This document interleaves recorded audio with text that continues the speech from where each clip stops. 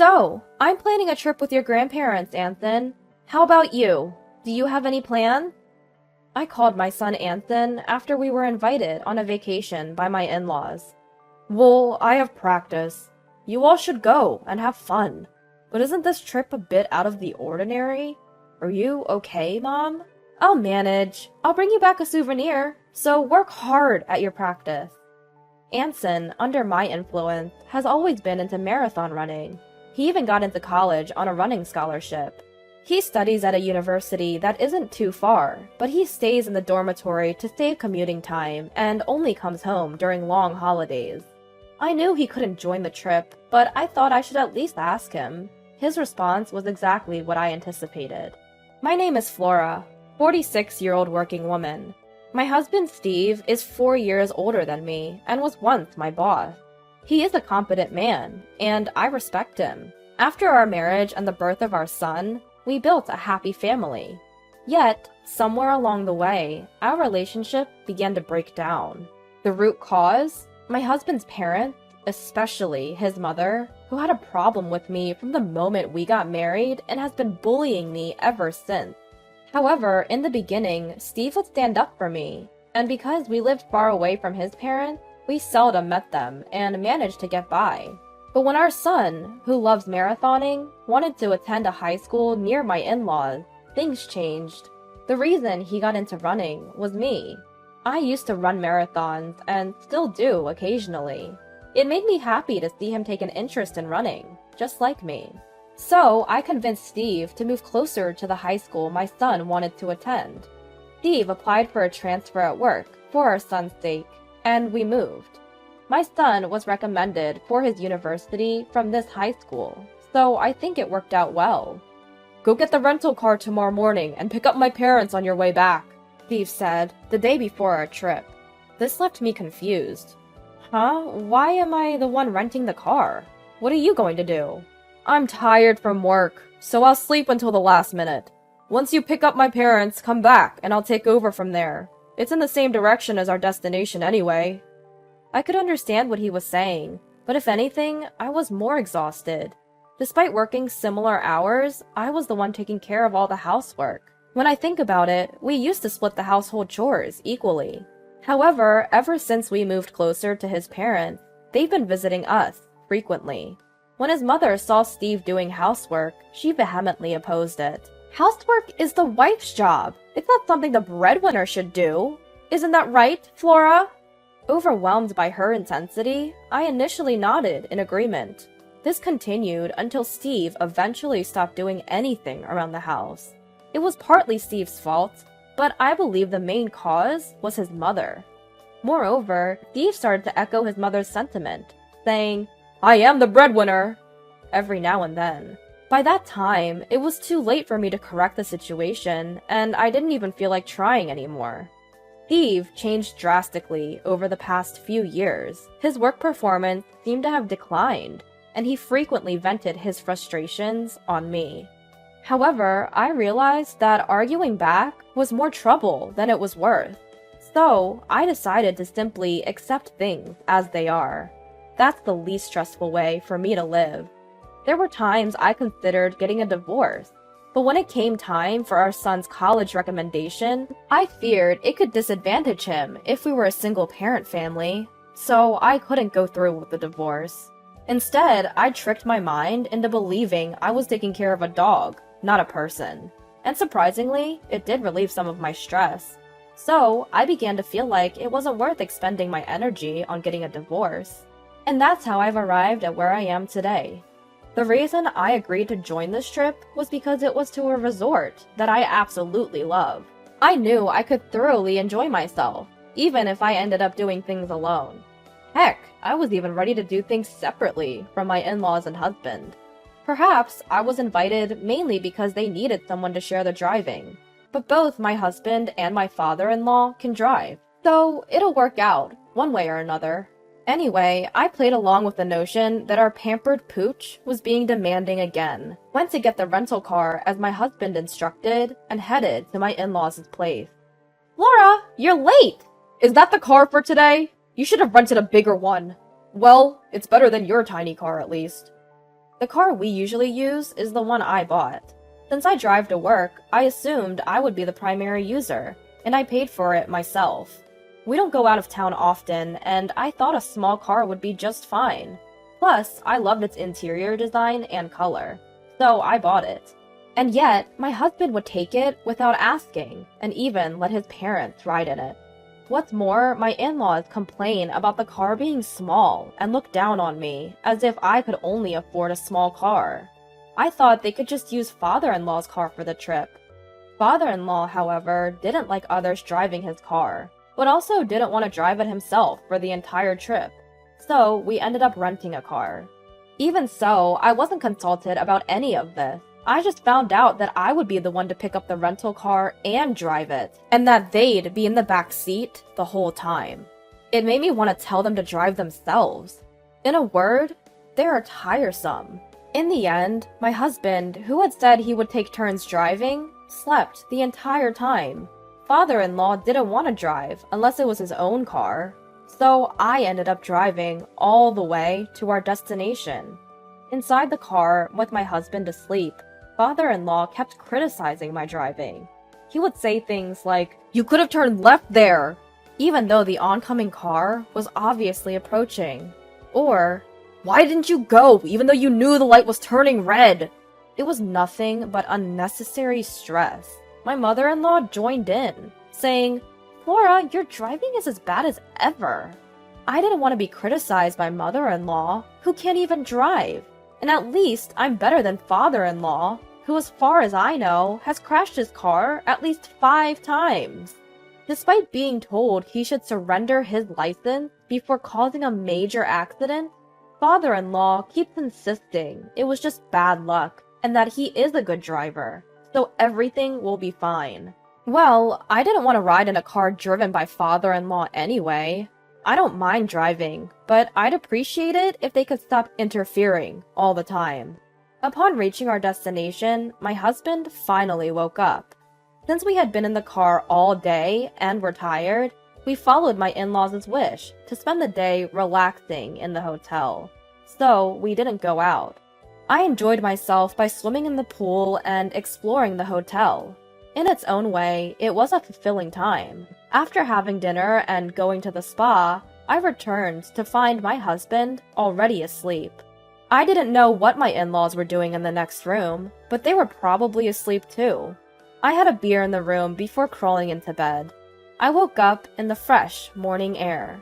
My husband was still asleep, and with some time until breakfast, I decided to take a morning stroll. But when I came back, the unthinkable had happened.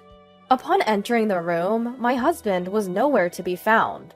Shocked, I scanned the room. His luggage was also missing. I stepped out and rang the doorbell to my in-laws' room next door, but there was no answer. When I went to the front desk to inquire, I was told my husband and in-laws had already finished breakfast. Though they had told me breakfast was at 8:30, it seems they actually reserved it an hour earlier, exactly when I had gone for my walk. And on top of that, I was left to check out. Did that mean my mother-in-law's offer to pay for our stay was a lie? With no other option, I paid for both rooms and left the hotel. Of course, there was no car. As I was pondering what to do next, my cell phone rang. It was my mother-in-law. Where are you now?" When I asked that, my mother-in-law started laughing. We thought we'd spend some quality time as a family, since we're on vacation." "Oh, is that so? Well then, why didn't you just come as 3 from the start, instead of leaving me behind?" "Well, you wanted to come here, didn't you, Flora? That's why we brought you along." I remembered a while back mentioning how I wanted to visit this resort while watching TV with my husband. Is that what he remembered? Usually, it would be nice if he remembered what I casually said, but this time, it was used just to annoy me. Moreover, I was the one who did most of the driving to get here. Why do I have to hear that I was brought here by my mother-in-law, who never drove nor paid? I was past the point of anger and could only sigh. "All right then, we'll go sightseeing as a family and head home first. You do some sightseeing too, Flora, and come back. We don't know how you'll get back, but you're good at marathons, aren't you? Just run back. At my mother-in-law's mocking laughter, my anger exploded. Is Steve driving? Put me on speakerphone so he can hear me. When I said that, it seemed my mother-in-law switched over, and I could hear my husband's voice. Good morning. You wanted to come here, didn't you? Take it easy today. But remember, there's laundry from the trip to be done. Make sure you wash it by tomorrow morning. He sounded cheerful. I had no more feelings for him. What? Do your own laundry. Hey, that's no way to talk. I, the breadwinner, am telling you to take it easy today. You should be saying thank you. Oh, right. The breadwinner. But don't worry, this is the last time we'll see each other. Well, all you've really seen of me is me sleeping. What do you mean? What? We need to come home today. There's laundry and house cleaning to be done. Yeah, that's why I'm not going back.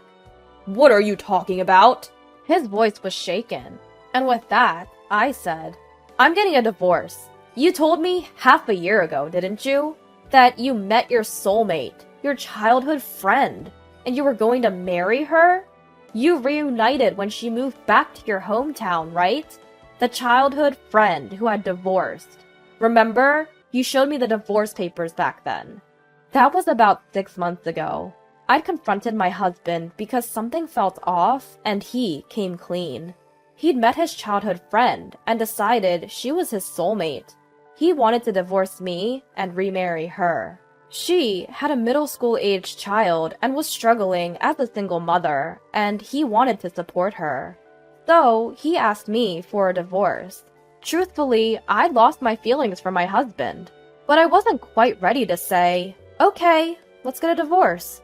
He gave me the pre-filled divorce papers, but I didn't agree to divorce. We didn't speak for a few days after that, but when I stopped doing the household chores, he was in a bind. A few days later, he said, forget about what I said before. Well, I couldn't just forget it, and I started gathering evidence of his infidelity. Could it be that Steve planned this trip to get on my good side? I mused. The conversation happened about 3 months ago. It was right after you quit your job. At my words, surprised voices from my in-laws on the other end of the speakerphone echoed. This must have been the first time they heard about their son quitting his job. When you said you were quitting your job, I told you it would be hard to get a new job, and I disagreed with your reason, right? I recalled. You said that you were an excellent worker and would find a new job right away, but you only found a part-time job. I wonder when you'll find a proper job. My husband was driving, and while he was staying quiet, I took the opportunity to spill everything. I'd been coping with stress by imagining you as a dog. But then I thought I might as well get an actual dog, I declared. So, I'll submit the divorce papers. Enjoy your family vacation. My in-laws were calling my name in shock, and my husband was trying to say something, but I cut the call without paying any attention. I decided to enjoy sightseeing before heading home. When I explained the situation over the phone to my son, "See, I told you," he said. "Well, if you're divorcing, then it's fine." Anthony, his reaction was lighter than I expected. Given he knew the situation, his reaction was as expected. Even though I returned from the trip, I didn't go home. In fact, I had been keeping my and Anthony's belongings in a self-storage, ready for any situation. I had the bare necessities with me, so I dragged my suitcase to a real estate agency. The sales representative, who had a professional relationship with me, was there to greet me. She was a woman of my generation, easy to talk to, and we'd hit it off and had drinks together a few times. Over drinks, I'd complained about my husband and in-laws and asked her to always keep an eye on available properties, just in case. That day, I signed a contract. With my own place secured, I felt relieved and decided to submit the divorce papers at the city hall. The divorce was granted without any issue. Finally, I decided to return the countless calls my husband had made. "Hello?" I started. "The divorce papers have been accepted. We are now officially strangers." At that, my husband's panicked voice echoed in the phone. "Are you serious about the divorce?" I broke up with her. Now there's only you. You didn't like me looking at other women, right? Now I'm only looking at you. So come back, without worries. But all I felt for his words was revulsion. Huh? What are you talking about? I never intended to please you in the first place. And you didn't break up with her, did you? You were dumped because you couldn't find a job and you had no money, right? It turned out that my husband's mistress was the friend of the sales rep who had introduced us to our new place. Talk about a small world. She had been listening to complaints about my husband from the mistress, who claimed to be his current girlfriend. And apparently, after he quit his job and started working part-time, she saw no point in being with him and broke up. But a fling is a fling. I'm definitely going to demand compensation. That's right. Even if they've broken up now, the fact remains that he cheated, and there's evidence. Compensation? I told you we broke up! Now there's only you! I can only sigh at this point. So you're saying that now that you're single, you're thinking of having another affair? I don't care what you do, but I'm done being exploited. You didn't even notice that your stuff at home was missing, because you didn't care, did you? I'm not going back. So throw away what you don't need. With that, I hung up the phone. Even after that, my ex-husband kept calling me, and even my former in-laws reached out. But of course, I'm never going back to that house. My ex-husband still hasn't found a job, can't pay the rent, and has moved back in with his parents. My ex-father-in-law is still driving dangerously, and recently crashed into a neighbor's fence, with my ex-mother-in-law in the car. Fortunately, no one else was injured, but they didn't have property insurance and had to borrow money to cover the repair costs. All of this was written in emails that my ex-husband kept sending me on his own. I find his misfortunes slightly amusing. I don't reply, but I haven't blocked his emails either, just quietly enjoying the show. Since I moved to a pet-friendly property, I started keeping a small dog, and realized that I enjoy taking care of a dog more than taking care of people. My son, worried about me being alone, has started coming over on weekends, a change from his previous habit of only visiting on long holidays. I'm living a fulfilling life every day. Maybe this weekend, I'll go back to that resort town for the first time in a while.